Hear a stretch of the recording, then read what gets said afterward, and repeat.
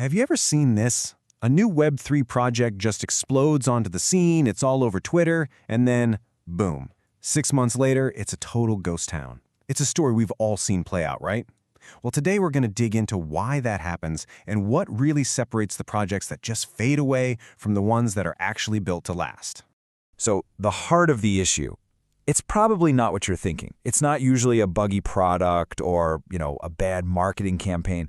The problem is way deeper. It's almost hard-coded into the very design of these projects right from day one. I mean, just look at this timeline. This has become such a cliche in Web3, hasn't it? Day one, you get this massive launch, a huge token generation event. By week two, the token's pumping. All the influencers are posting about it, and it feels like it's never going to stop. But then you fast forward just a few months, and the activity just dries up. The liquidity collapses, and by month 6, it's the slow, quiet fade. So why is this cycle so darn predictable? And this, right here, is the absolute core of it. Getting people in the door? Oh, Web3 is a master at that.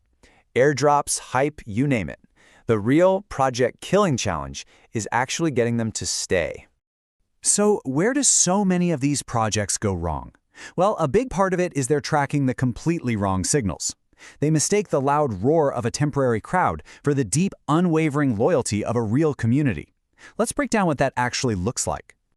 This slide just separates the vanity from the reality perfectly. Over on the left, you've got your attention metrics. Huge Twitter follower counts, a packed Discord, a rising token price. And yeah, they look super impressive, but all they really prove is that people are watching. Now look at the right. These are the retention behaviors. People actually using the protocol again and again, participating in governance, holding the token for the long term. This is what shows you that people are truly invested.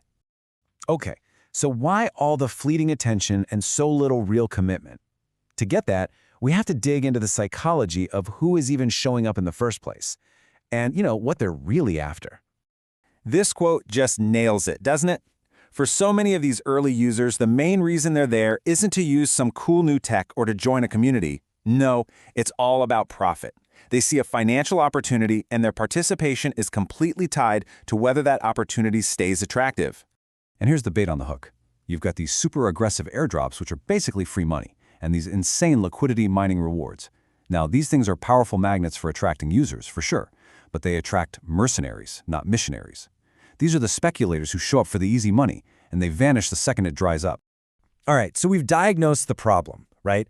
Temporary incentives just attract temporary users. So, how do you break that cycle? How do you do it differently?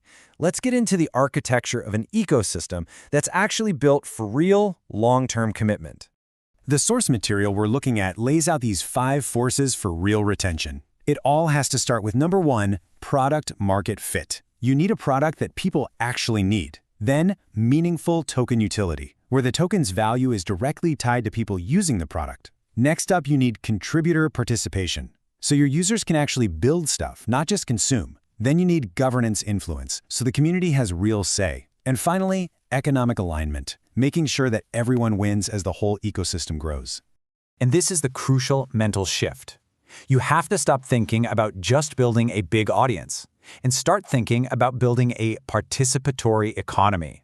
Think about it. In a real microeconomy, people don't just watch from the sidelines. They participate, they build, they earn, and because they're a part of it, they stay. Now, let's take those 5 forces we just talked about and turn them into a simple litmus test. Think of these as the 4 essential questions you should be asking to figure out if any project has a real shot at long-term survival. Okay, first up, the product test. If you stripped away all the financial stuff, the airdrops, the rewards, all of it, is there a core product that is so useful that people would still show up to use it? If the answer to that is no, then the entire thing is just built on a foundation of sand. Second, there's the utility test. Is the token's value actually tied to the product's success? In a healthy system, when more people use the product, demand for the token should go up.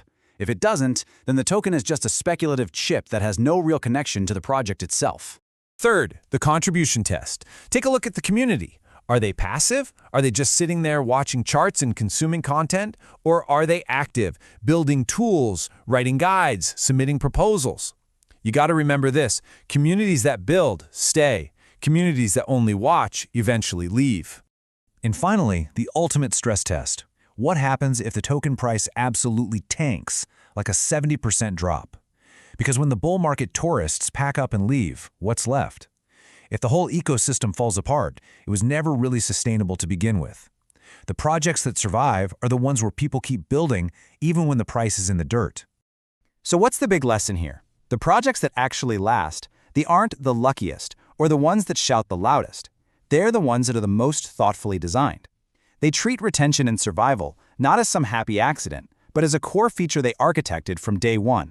And this is the thought I really want to leave you with. The real game in Web3 isn't about fighting for attention. It's about earning commitment. The goal isn't just to be the flavor of the week. The goal is to build something that earns the deep dedication of its community for years and years to come. That is what separates temporary hype from lasting history. Subscribe and visit Web3 Newswire for visibility and credibility of your Web3 projects.